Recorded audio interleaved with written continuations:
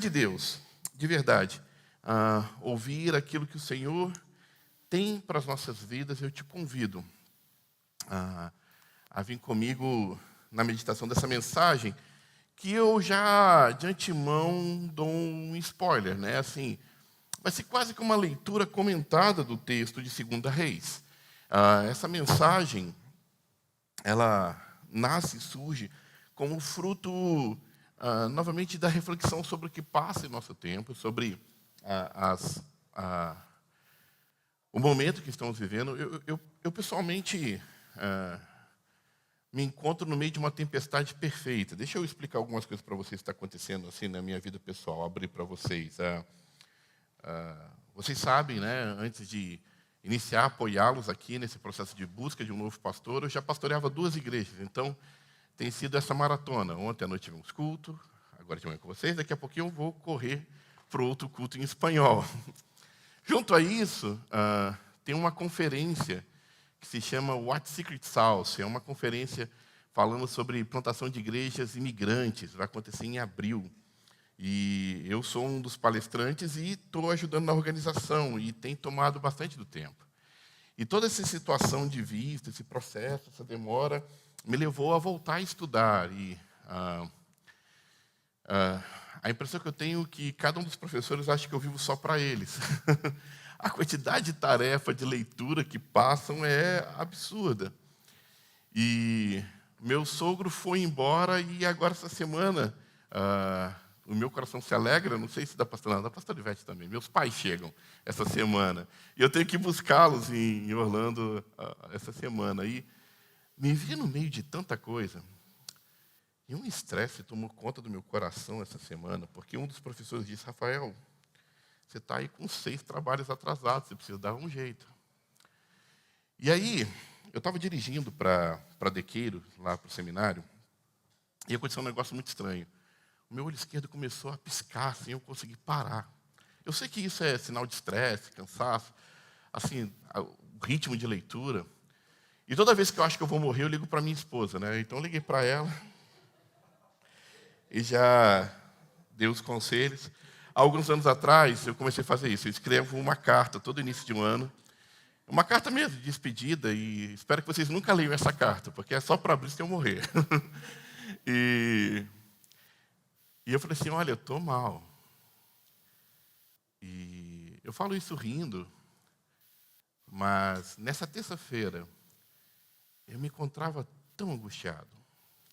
Essa sensação de que eu vou falhar, de que não vou conseguir cumprir com tudo aquilo que está em minhas mãos. E conversando com outros irmãos e com outras pessoas, eu vejo que não é só comigo. Eu percebi que, de alguma maneira, e a gente tem falado sobre isso, e alguns meses atrás, eu creio, eu trouxe uma mensagem também falando sobre esse ataque na nossa mente, no nosso coração, de tentar nos desanimar, tentar nos impedir de seguir adiante. Eu vejo que é o mal do nosso tempo. Por um lado, somos muito ocupados, a vida é cada vez mais corrida, mais responsabilidades, mais coisas por fazer. Com a inflação, precisamos trabalhar mais para produzir um pouco mais de dinheiro para cobrir os mesmos custos. Ao mesmo passo, o acesso a tanta informação coloca a nossa mente realmente em parafuso e vem aí os problemas, as dificuldades, as coisas que acabam tirando nosso tempo, a nossa alegria. E quando nós chegarmos, então, no título dessa mensagem, que se chama As Afrontas do Inimigo e as Respostas de Deus, tem a ver exatamente sobre isso. Sobre todos esses ataques e todas essas lutas que a nossa mente, o nosso coração enfrenta na nossa vida cotidiana. Eu quero compartilhar com vocês a história de um grande homem de Deus chamado Ezequias. Eu quero te convidar a caminhar comigo nessa história e pensar um pouco sobre o que o Senhor, através da vida de Ezequias, tem para as nossas vidas. Assim diz a palavra do Senhor. No 3º ano do reinado de Oséias, filho de Elá, rei de Israel, Ezequias, filho de Acás, rei de Judá, começou a reinar. Ele tinha 25 anos de idade quando começou a reinar e reinou 29 anos em Jerusalém. O nome da sua mãe era Abia, filha de Zacarias. Ele fez o que o Senhor aprova, tal como tinha feito Davi, o seu predecessor. Removeu os altares idólatras, quebrou as colunas sagradas, derrubou os postes sagrados, despedaçou a serpente de bronze que Moisés havia feito, pois até aquela época os israelitas lhe queimavam incenso.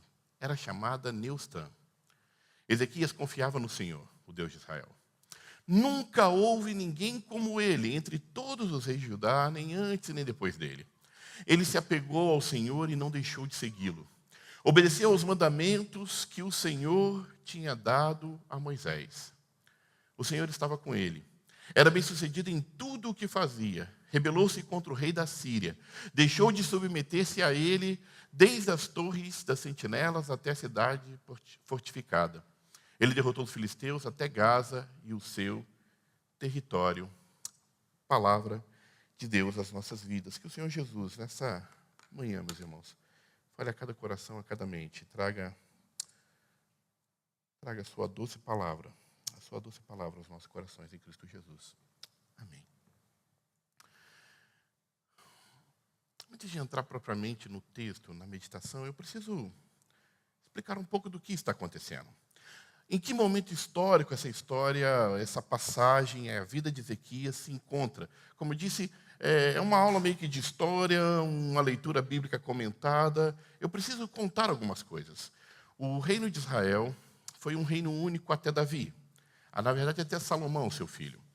Vocês se lembram que quando Salomão termina sua vida, e quem não conhece a história, eu conto, Salomão termina sua vida sendo um homem mais sábio, nós sabemos disso, mas os seus acordos militares, seus acordos políticos, o levaram a se unir em muitos casamentos.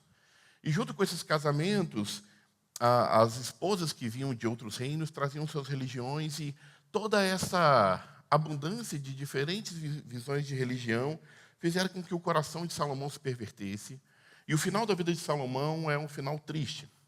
Ao ponto de Deus olhar para Salomão e falar assim: olha, Salomão, eu não vou destruir o reino nas tuas mãos por amor a Davi. E é exatamente isso que acontece. Quando Salomão morre, assume seu filho Roboão. Roboão, filho de Salomão, encontra um reinado cheio de problemas. As pessoas estão angustiadas, estão sobrecarregadas com os impostos. Elas fazem um clamor a Roboão: Roboão, por favor, diminui os impostos, faz com que a nossa vida seja um pouco mais fácil. Roboão tem duas oportunidades, ou dois tipos de conselheiros. O primeiro conselheiro, homens velhos, sábios, que acompanhavam seu pai, que olham a Roboão e dão para Roboão, para mim, o melhor conselho de liderança de toda a história. Sirva a esse povo e ele servirá a você. É maravilhoso o conselho dos sábios. Roboão não se agrada muito desse conselho e vai procurar conselho, então, com seus amigos. E a Bíblia deixa claro que eram amigos jovens, para destacar talvez essa relação da juventude e, às vezes, a falta de sabedoria também, a impulsão que há quando nós somos mais jovens. E os amigos de Roboão dizem assim: olha, se eles estão pedindo para baixar os impostos, aumente. Se eles estão pedindo para diminuir a carga, seja mais duro. Diga para eles que se o seu pai castigou eles com chicotes, eu vou castigá-los com um chicote com pontas de ferro, como escorpiões. Roboão faz isso, e o resultado da sua má escolha, o reino se divide. Nunca mais Israel será uma nação única. O reino norte vai com 10 tribos. Um líder do meio do reino norte, chamado Jeroboão, vai liderar, então, o reino norte. No reino sul, nós temos um outro líder, que vai ser Roboão, e vamos seguindo essa descendência do reino sul através do grupo dos judeus. Até aí é a razão porque ainda hoje nós chamamos judeus que nascem em Israel, porque a tribo que permanece até hoje é a tribo de Judá, o reino sul. O reino norte tem uma sequência de reis terríveis, cada um cometendo um crime pior do que o outro. Os dias do reinado de Ezequias são os dias dos últimos anos ou do último tempo do reino norte. O reino norte comete tantos crimes, tantas conspirações, tantas maldades, em busca do poder. Há reis no reino norte que reinaram apenas 2 dias. Há reis que foram mortos pelos seus soldados de confiança. Há reis que perderam sua vida de maneiras bem estúpidas por conta do orgulho, da presunção, da busca de poder. E o que acontece é que nos últimos dias do Reino Norte, eles nem se lembram mais que eram também parte do Israel que o Senhor havia chamado a ser um exemplo para todas as nações. A situação em Israel é tão triste que no final é irreconhecível. Esse Reino Norte não parece nem de longe com alguém que algum dia serviu ao Senhor. É importante dizer algo.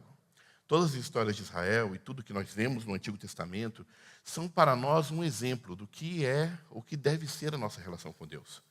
Todas as experiências negativas um alerta para que a gente não venha cair no mesmo pecado, porque possivelmente você conhece alguém, ou talvez você esteja vivendo dessa maneira, que nem de longe se lembra que um dia você foi um servo de Deus, alguém que esteve na casa do Senhor com alegria. Foi o que aconteceu com o Reino Norte. O Reino Norte é destruído por um reino muito forte, o Reino Assírio. O Reino Assírio destrói completamente o Reino Norte. Esse rei Osés é o último rei de Israel, do Reino Norte.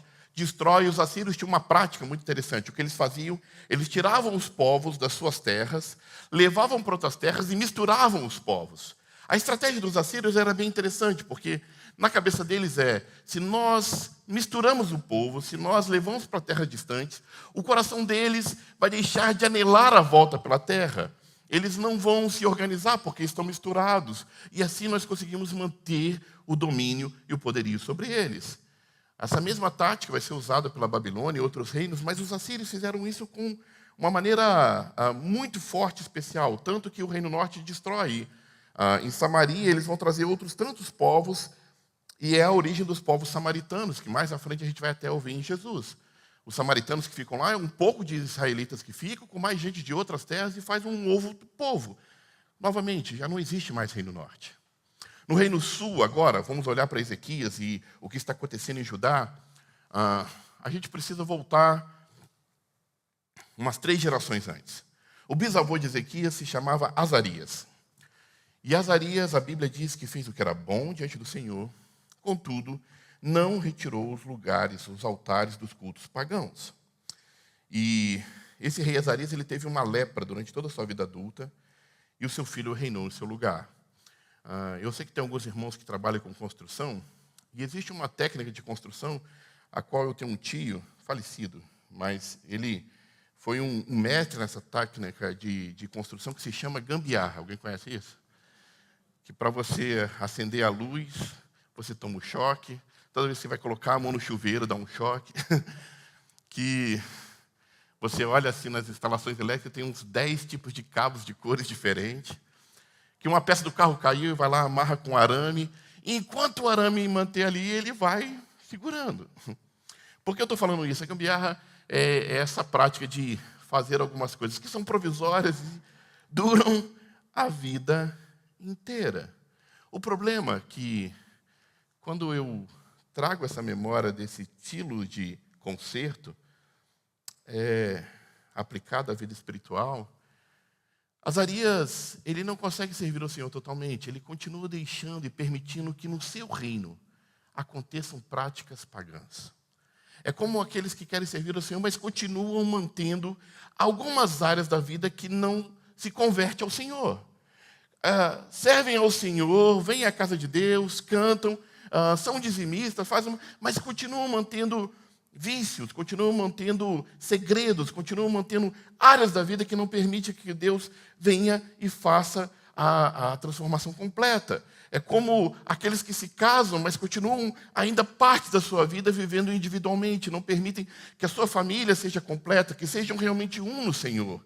E esse estilo de vida, ele vai gerando gerações, e gerações que vão aprendendo e vão reproduzindo mesmo, porque o filho, o avô de Ezequias, que se chama Jotão, ele faz a mesma coisa que seu pai. O problema é que o pai de Ezequias chamava-se Acás. E diferente do seu pai, o bisavô, no caso, o bisavô de Ezequias, ele faz o que era totalmente cruel, o que era totalmente abominável, o que era totalmente mal aos olhos do Senhor. Acás se envolve em extrema idolatria. Ele faz aliança com os assírios. Ele chega ao ponto de loucura que ele ia em outros reinos, ele via outras adorações, e ele chegava em Jerusalém e construía altares para todos os deuses que ele conhecia. Ele acreditava de alguma maneira que quando ele olhava uma nação forte, ele lá imitava o estilo de adoração deles e trazia para dentro de Judá, porque ele queria de alguma maneira contar com a ajuda de todos os deuses, como ele pensava existir, para que ele pudesse ser bem-sucedido. E o final desse homem é triste. É triste porque no meio da sua loucura, Acais faz algo abominável. Ele queima o seu próprio filho em sacrifício, na expectativa de alcançar poder. Ele queima o irmão do rei que nós estamos falando. Ezequias tem essa tradição na sua família. Homens que não tomaram o seu coração de uma forma plena para adorar o Senhor. E Ezequias, com 25 anos, tem uma atitude totalmente revolucionária. A Bíblia, ao falar sobre ele, diz que ele anda nos caminhos do Senhor, como nenhum outro rei o tinha feito. Que ele não somente decide andar com o Senhor, como ele tira toda a idolatria que havia na terra. A atitude de Ezequias é revolucionária. Ele começa a destruir todos os altares pagãos. Ele diz, não mais acordos com inimigos, não mais nenhuma gambiarra, não mais alguma área oculta. Nós vamos servir ao Senhor de todo o coração. Mais que isso, Ezequias tem uma atitude, meus irmãos, que ao ler rapidamente, talvez não percebemos. Ele destrói a serpente de bronze que estava desde os dias de Moisés. Deixa eu contar para vocês o que acontece. O povo de Israel está caminhando no deserto. E eles reclamando muitas vezes. E chega um momento que, por conta das suas reclamações e da sua blasfêmia contra Deus, Deus envia uma praga de serpentes que começam a picar os israelitas. E os israelitas, para não morrer, então, vão até Moisés e pedem para Moisés orar. Moisés ora com o povo é curado. As serpentes picam, vêm até Moisés. Era muito trabalho, ao ponto que Moisés tem uma ideia. Ele pega uma serpente, um bronze, faz uma serpente de bronze, coloca lá no meio do pátio e diz assim, se alguma cobra te picar, você vai lá e olha para a serpente e você vai ser curado. Parece um pouco estranho para nós, mas funcionou. As pessoas olhavam para a serpente e eram curadas. O problema é que Moisés usou aquele instrumento para abençoar o povo. O povo vai embora e já não tem problema com serpente nunca mais. Mas eles começam a perceber ou acreditar aquela imagem um valor de Deus. Começam a adorar essa serpente, começam a amar essa serpente. E o que me impressiona é que já se passaram séculos, tempos e tempos, dos dias de Moisés, e essa serpente continua lá. Esse que era um exemplo da bênção, aquilo que foi usado para de alguma maneira abençoar as pessoas, agora está presente no meio de Israel. As pessoas prestam um culto, colocam incensos, e sabe o que Ezequias faz? Ele destrói aquilo. Parece que o coração humano não aprendeu até hoje que servir a Deus é mais do que servir as coisas que Deus usa para abençoar. Meus irmãos, escute bem, nós não podemos reproduzir as experiências de Deus na vida do outro. Se Deus te deu uma palavra, se Deus fez algo novo no seu coração enquanto você dirigia, você não pode fundar uma doutrina ou a religião acreditando que se eu dirigir na 85, às 3 da tarde, Deus vai falar comigo. Não é assim. Deus tem algo novo, especial, único e poderoso para falar a cada coração. Por isso somos igreja. Porque quando o Senhor revela coisas diferentes aos nossos corações, juntos entendemos o propósito do Senhor e vamos adiante. Ezequias olha aquele símbolo e destrói. Não somente destrói, mas o que ele consegue romper naquele dia é com uma maldição hereditária. E novamente, escute bem, eu não acredito, a palavra de Deus me dá a certeza, que os filhos não pagarão pelo pecado dos pais. A Bíblia diz que os pais não vão comer uva e os filhos ficaram com os dentes sujos. Isso não acontece. Mas eu acredito sim, que algumas práticas são reproduzidas. Algumas famílias vêm trazendo de pais a filhos o adultério, a mentira, os vícios. E às vezes criamos em um ambiente familiar que são tradições religiosas. E é muito difícil romper padrões. É muito difícil estabelecer algo novo em nossa vida. É triste quando, às vezes, na própria igreja, criamos tradições que não têm nada a ver com Jesus. E dizemos, não, mas sempre foi feito assim. E ao voltar à palavra, Ezequias rompe com tudo isso. Não somente ele rompe com tudo, mas a Bíblia diz que ele consegue fazer algo que nenhum rei tinha feito. Ele desafia a Síria. Sabe? Ele desafia a Síria e diz, não mais pago impostos. Não mais me sujeitarei a nada que não seja da vontade do Senhor. A minha vida, a partir de agora, não aceitará, o meu reino não aceitará, a minha casa não aceitará mais acordos com o mal. É por isso que a Bíblia fala assim de Ezequias, que ele se apegou ao Senhor, não deixou de segui-los e obedeceu os mandamentos que o Senhor tinha dado a Moisés. E aí então, Ezequias recebe a primeira afronta quando ele toma a decisão de servir ao Senhor de todo o coração. A primeira afronta é quanto às conquistas. Você já me conhece há algum tempo. Quem não me conhece, já estive pregando aqui já quase um ano que eu prego aqui com vocês. E nunca ouviram da minha boca nenhuma mensagem que diga que você tem a oportunidade, a possibilidade de fazer alguma troca, barganha com Deus. De dar algo a Deus e Deus vai te dar algo em troca. E se eu fizer algum dia, por favor, me discipline. Me traga de volta a consciência, porque o nosso Deus não age assim. Aliás, se Deus agisse segundo aquilo que nós oferecemos e fazemos, estaríamos terrivelmente perdidos. O que eu quero chamar de conquistas aqui tem a ver com as vitórias, com os avanços que nós fizemos enquanto caminhamos com o Senhor. O que eu quero chamar de conquistas aqui tem a ver com aquilo que a gente começa a vislumbrar de bênçãos. Olha o que Deus está fazendo na vida da BCC. Olha o que Deus está fazendo na sua vida pessoal. Quando, passamos tempestades, lutas, de repente conseguimos perceber esse fôlego de Deus, essa alegria do Senhor, as coisas começam a entrar no lugar. Há momentos das nossas vidas que parece que está tudo começando a entrar no rumo, estamos felizes, as coisas estão bem, e de repente, o inesperado acontece. Foi o que aconteceu com Ezequias. A Bíblia diz que no 14º ano do rei Ezequias, depois de 14 anos em que ele consegue vivenciar tantas coisas boas, Senaqueribe, o rei da Síria, atacou todas as cidades fortificadas de Judá e a conquistou. Ezequias viu todas as suas conquistas, tudo aquilo que ele fez por decidir servir o Senhor, parece que começou a ruir. E o que vem depois disso parece absurdo. Olha a palavra que sai da boca de Ezequias. Ele escreve assim ao rei Senaqueribe: rei, retira-te de mim e tudo que me impuseres suportarei. Não parece mais o mesmo homem.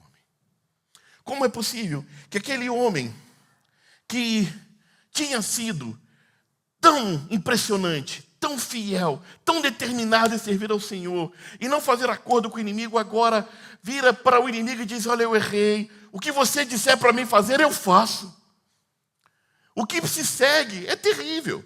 Ezequias pega todo o ouro, toda a riqueza, toda a prata do palácio, entrega a Senaqueribe.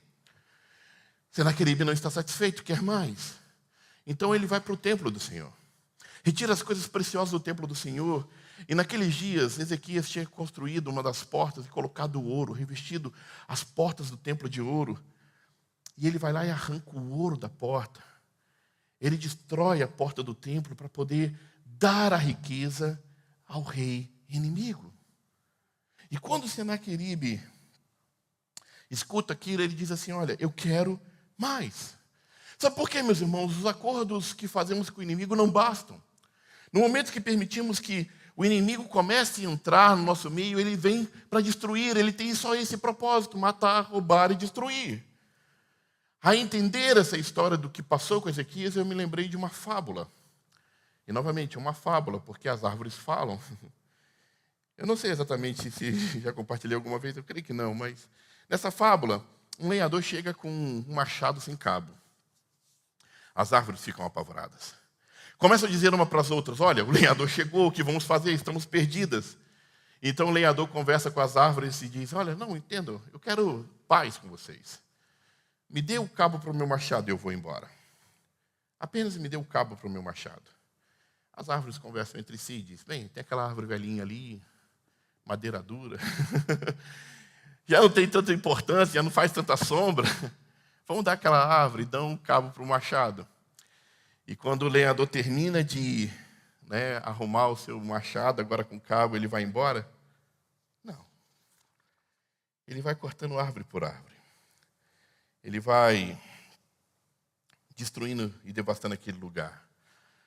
E quando as últimas árvores estão lá, elas conversam entre si e dizem, o nosso erro, o nosso maior erro, foi ter feito um acordo com o inimigo. Ezequias faz acordo com o inimigo. E sabe, é nesse momento que a afronta contra Ezequias se torna tão dura. Senaqueribe, ele zomba de Ezequias, zomba de Judá e diz, você vai confiar no Egito? Esse bordão de cana esmagada, qual alguém se apoiar nele, entrará pela sua mão e traspassará? A pergunta de Senaqueribe a Ezequias é, em quem você coloca a sua confiança? Em quem você confia? Sabe, o pior disso é que Senaqueribe ele é tão cruel que ele fala assim, Ezequias, você acha que eu estou indo contra você sem a força de Deus? O próprio Deus me mandou destruir a sua nação. Eu sou o enviado de Deus para conquistar o mundo. E essas mentiras vão invadindo o coração de Ezequias, e essa pergunta ressoa na mente dele, ressoa no nosso coração. Em quem você confia? Aonde está a sua confiança? Sabe, meus irmãos, a gente precisa relembrar disso todo o tempo. Em quem confiamos? Em quem colocamos a nossa esperança? Porque os acordos com o inimigo vão trazer a destruição à sua casa, a destruição ao seu lar, a destruição à igreja. Nós não lutamos com as armas que o mundo luta. Nós não precisamos fazer acordos. Nós não precisamos fazer negociatas. Nós não precisamos nos corromper os valores e a justiça. Nós precisamos seguir a palavra de Deus. E é nessa hora que Ezequias ora ao Senhor.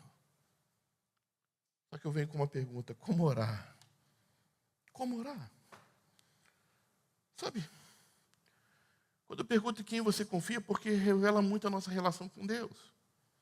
Porque eu continuo percebendo que existem muitas e muitas pessoas pregando e anunciando desta maneira, que Deus está a ponto de te castigar.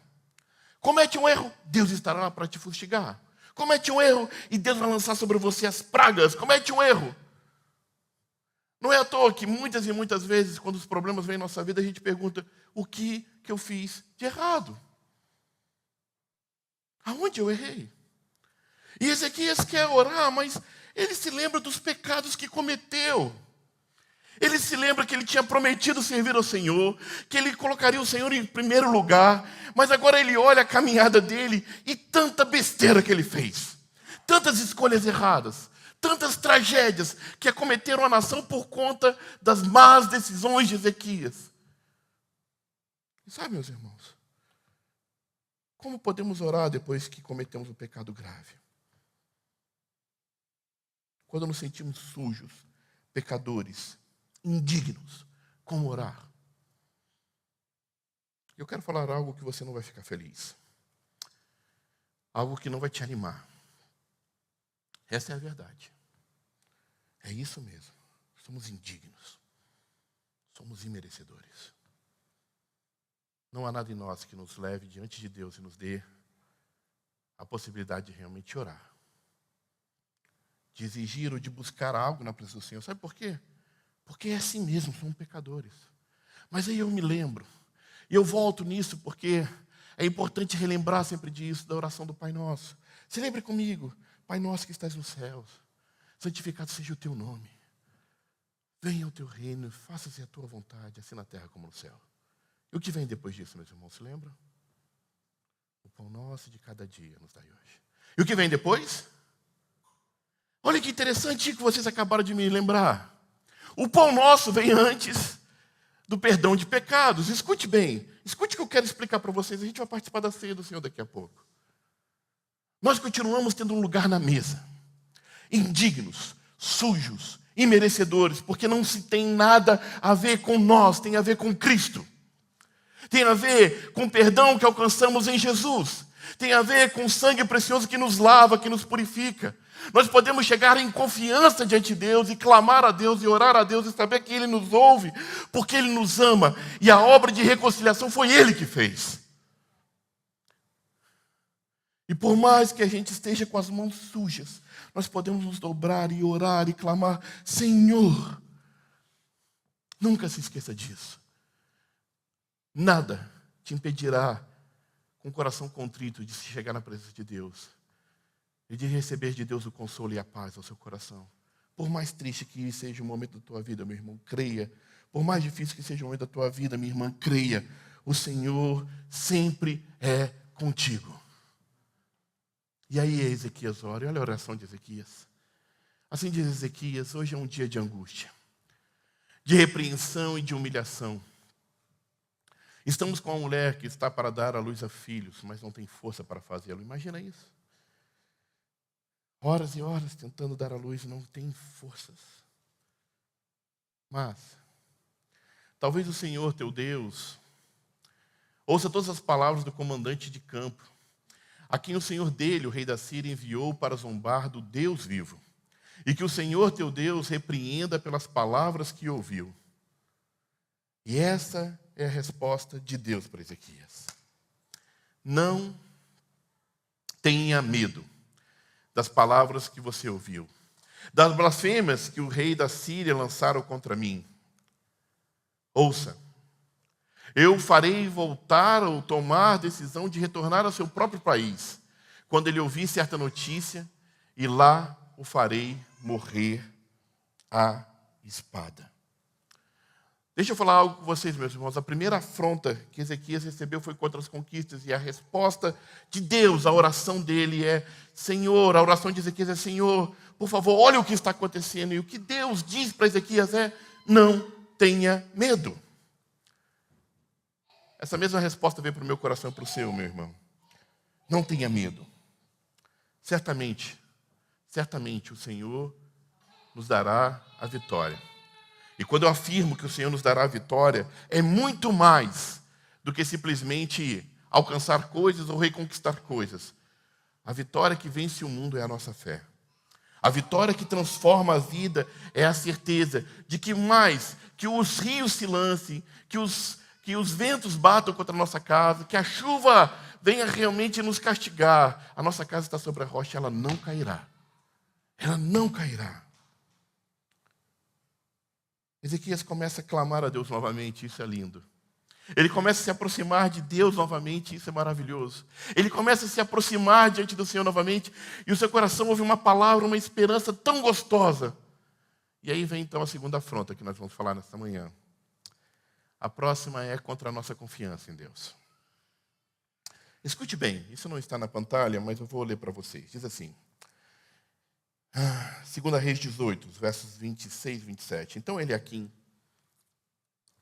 filho de Ilquias, Sebinai e Joá, disseram ao comandante de campo: por favor, fala com teus servos em aramaico, porque entendemos essa língua. Não fale em hebraico, pois assim o povo que está sobre os muros o entenderá. O comandante assírio, porém, respondeu: será que o meu senhor enviou-me para dizer essas coisas somente para você e o seu rei? Ele me mandou falar essas coisas para todos os que estão sentados no muro, para todo esse povo. Todos vocês, escutem: vocês terão que comer as suas próprias fezes e beber as suas próprias urinas. Olha, meus irmãos, a mensagem de Senaqueribe é terrível. É mais ou menos assim o que ele está falando. Os enviados do rei Ezequias falam assim: por favor, para de falar na língua do povo. Sabe quando nossos filhos começam a falar inglês e a gente ainda não fala, e eles começam a falar rápido para a gente não entender? É mais ou menos isso. Fala assim, falar numa outra língua para que eles não entendam. E aí, ele disse: não, eu quero que todos saibam. Eu quero que todos escutem. Vocês vão comer os seus excrementos. O que está destinado a vocês é a destruição. E aí então a carta do rei da Síria ao rei Ezequias e a todo o povo de Israel, ela é terrível. A carta diz mais ou menos assim: não deem ouvidos a Ezequias, diz o rei da Síria. Façam paz comigo e rendam-se. E então cada um de vocês comerá de sua própria videira, e da sua própria figueira beberá água da sua própria cisterna. Até que eu venha e os leve a uma terra igual a de vocês, terra de cereal, de vinho, terra de pão e de vinhas, terra de olivas e de mel. E ele continua: escolham a vida e não a morte. Não deem ouvidos a Ezequias, pois ele está iludindo vocês quando diz: o Senhor nos livrará. Será que o Deus de alguma nação conseguiu livrar sua terra das mãos do rei da Síria?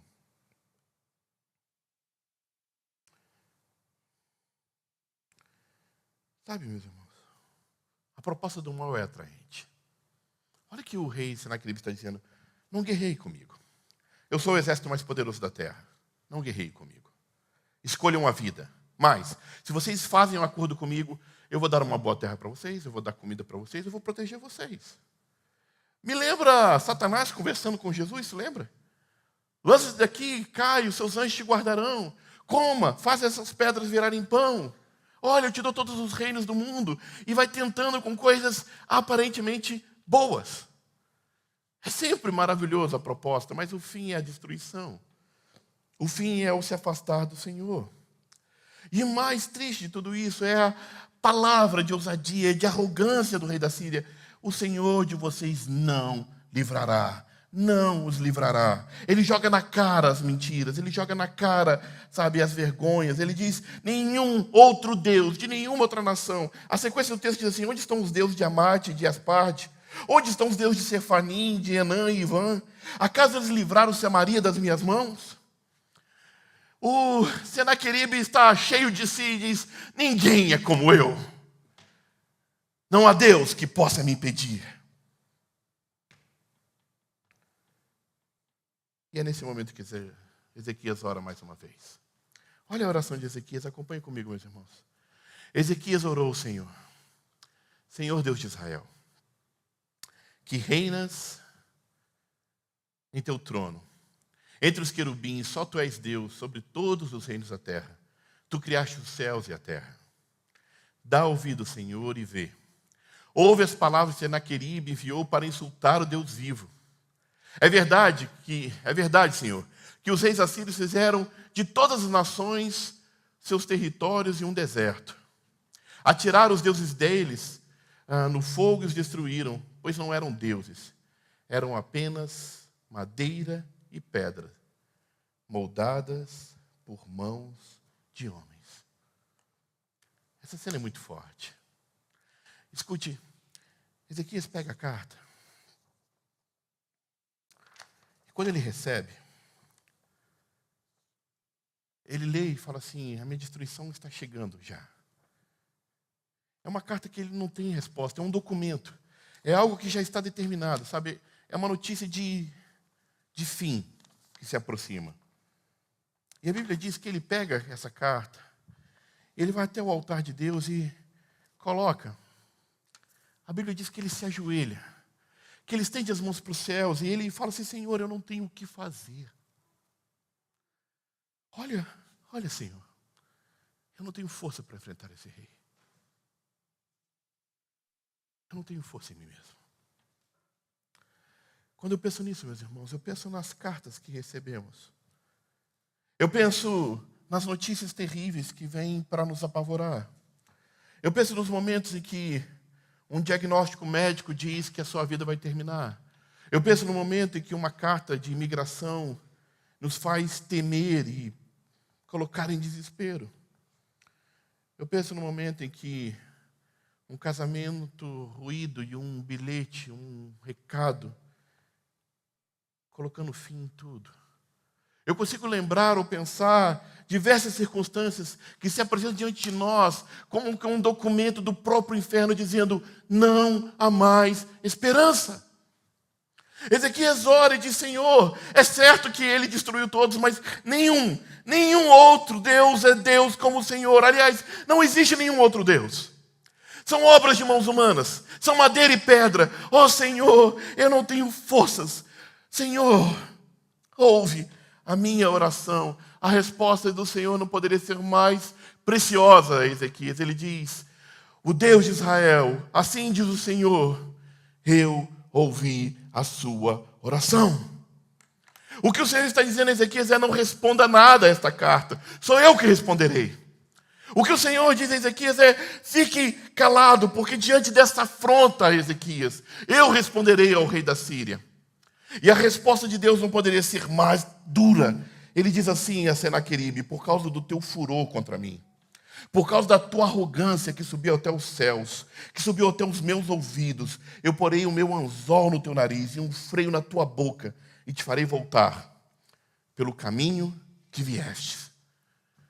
Farei de você, rei da Síria, como um animal, sem forças em dominar a si mesmo, porque se levantaste contra os meus filhos. E ele ainda diz que assim seria o fim do rei da Síria. Portanto, diz o Senhor acerca do rei da Síria: ele não invadirá essa cidade, nem disparará contra ela uma só flecha, não a enfrentará com escudo, nem construirá rampas de cerco contra ela. Pelo caminho por onde veio voltará. Ele não invadirá essa cidade, declara o Senhor. O que o Senhor está dizendo é: eu vou defender a minha cidade. A Bíblia diz que naquela noite, um anjo do Senhor saiu, atravessou o acampamento assírio e morreram 185 mil pessoas. Os números importam. Os números revelam duas coisas. É triste, são vidas perdidas. No dia que era para ser o dia da destruição, Ezequias levanta e não há mais inimigos. Mas isso revela então a segunda grandeza disso.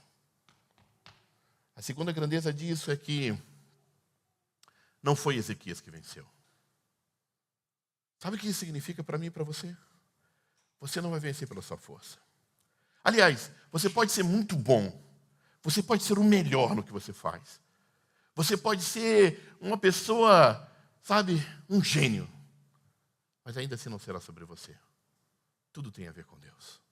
Tudo tem a ver com Deus, que abre portas, que mostra caminhos, que faz coisas, que nos coloca no lugar certo, que nos ajuda, que nos protege, que nos ama, que nos defende, que se revela um Pai amoroso. Eu estou bem perto de terminar. Eu me lembrei de uma história. Esse é o problema de pregar em diferentes lugares. Eu nunca sei se eu já contei em algum lugar, mas eu vou embora. Eu espero que seja novo para alguém, ou para todos vocês. Que me levou a conversar com meu pai há uns dias atrás. Quem já conhece meu pai, ele vai estar aqui daqui a alguns dias. Ele, possivelmente ao ouvir essa mensagem, ele fica chateado que eu falar isso, mas ele é assim, é chaparrito, é baixinho, sabe? Meu pai é bem baixinho. Eu com 13 anos já era maior que meu pai. 13 anos já era maior que meu pai. E hoje meu filho, que é bem maior do que eu, né? E com 13 anos eu estudava numa escola, com 14 anos já, né? Eu estudava numa escola em Volta Redonda, chamada Getúlio Vargas. Essa escola fica no alto de um morro. E essa escola tem dois acessos. O acesso pelo morro, né, pela rodovia, pela estrada principal, e o acesso por uma escadaria. O ponto é que pela escadaria é mais rápido. Você descia e já estava no ponto. O problema é que nessa escadaria tinha muito pivete. Sempre havia roubos na escadaria. E como todos os garotos da época, eu queria ter um relógio legal, ter um tênis legal. Eu trabalhava numa sapataria, comecei a trabalhar nessa sapataria com 13 anos. Eu gastei 3 meses de salário para pagar o tênis que eu comprei. Porque eu queria ter o que todos os garotos tinham. E eu ouvi meu pai diversas vezes falando: não desça o escadão. E o que eu fiz? É claro. Desci o escadão. E não bastasse começar a descer o escadão, eu vi 2 garotos, 2 moleques chegaram para mim e falaram assim: ei, corre não! Corre não! Magrinho naquele tempo, as canelas largas. Desci a escadaria correndo e os caras correndo atrás de mim. Eu tinha certeza que eu ia perder meu tênis. E ele gritando: perdeu, mano, perdeu!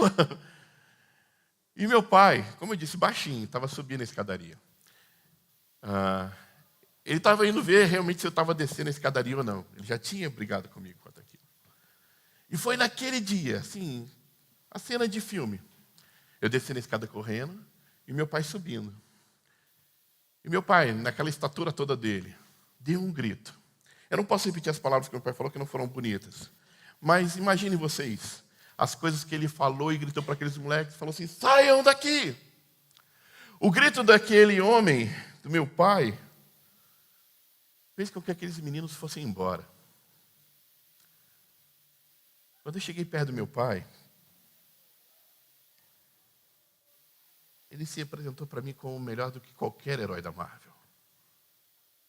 Mais poderoso do que qualquer outro super-herói de qualquer história. Porque no dia que eu precisei, ele estava ali me defendendo.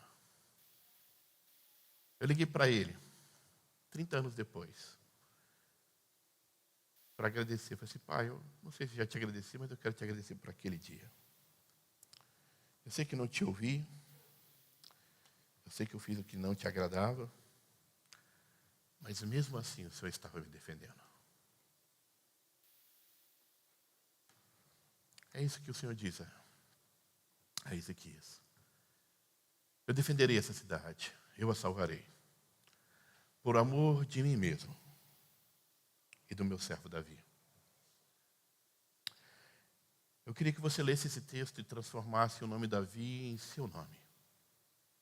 Entendesse que esta palavra é o Senhor dizendo a minha vida e a sua vida, diante de toda e qualquer afronta que você enfrentar, diante de qualquer palavra que queira tirar a paz do seu coração, diante de qualquer adversidade que o inferno queira se levantar e dizer que você não tem chance, escute. O Senhor está dizendo a minha vida e a sua vida, e eu preciso ouvir isso da parte do Senhor. Eu te defenderei, eu te salvarei. Por amor a mim mesmo. Por amor de você, meu servo. Meu servo Arthur. Meu servo Dogel. Por amor de meu servo. Você pode colocar o seu nome. E entender que foi por amor ao Senhor mesmo que Ele entregou sua vida por nós. Que foi por amor à sua vida que Ele construiu toda uma história de amor para provar que existe sim um novo e vivo caminho diante de Deus.